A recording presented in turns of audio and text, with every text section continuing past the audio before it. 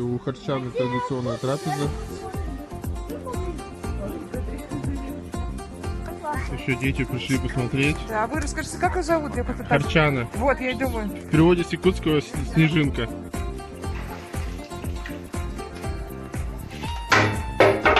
Ты еще придешь смотреть на Харчану?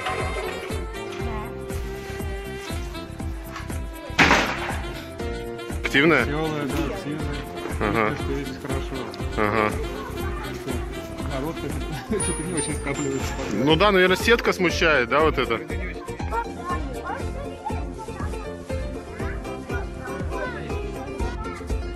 Знаешь, что она родом из Якутска? Она родилась в Якутске у Колыманы и Ломоносова. Нет, мы не знали, для нас это новинка.